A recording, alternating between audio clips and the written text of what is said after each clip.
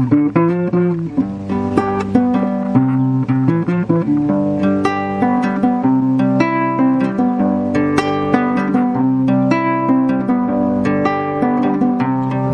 down, down, down, down, down, down, little town Bagamoyo, historical town, down, little town Bagamoyo.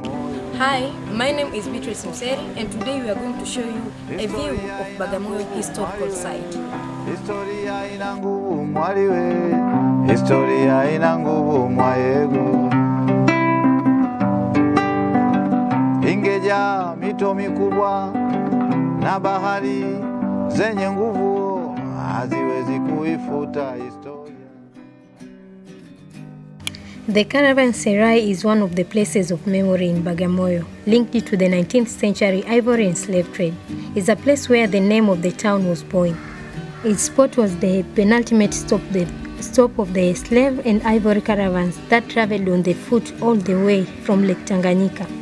Once the caravans reached Bagamoyo, the slaves and ivory were shipped by them to Zanzibar, where they were then dispatched all over the world.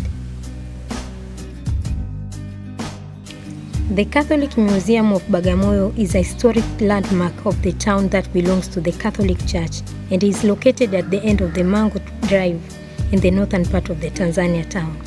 It also serves as part of the larger historical site that consists of several of the church's old buildings, such as the Livingstone Tower, the first and the second churches, the baobab tree, and the cemetery where some of the earliest missionaries were buried. The museum itself, located on the ground floor of the building, and holds several artifacts, paintings, photographs, and even documents that date as far back as the mid-19th century.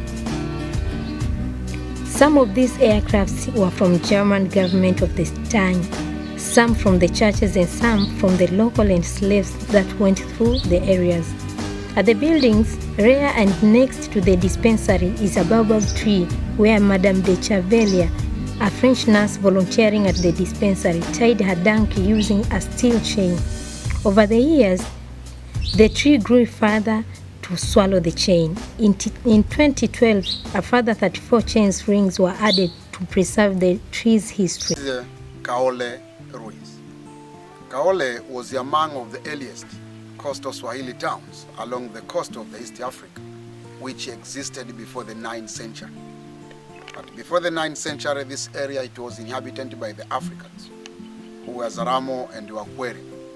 But in the beginning of the 9th century, the site of Kaole was inhabited by the people who were coming from the Iran, from the Shiraz. So these people were coming here by using the monsoon winds, and they settled here. And it became very famous trading towns along the coast of the East Africa. So I can say this was among of the earliest coastal Swahili towns along the coast of the East Africa, which existed before the 9th century. It was declined during the end of 18th century, and because the people to move from here to Bagamoyo Stone Town. So now it's just a ruins, but also it's archaeological sites. Here we have different kinds of pillars and graves.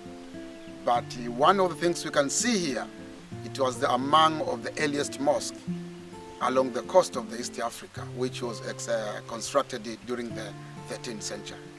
So you are most welcome.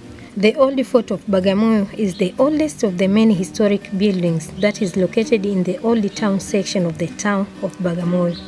It was first established in the early 1860s by Abdallah Suleiman Marhabi, one of the first Arab traders in the area. Being a man who was not involved in slave trade,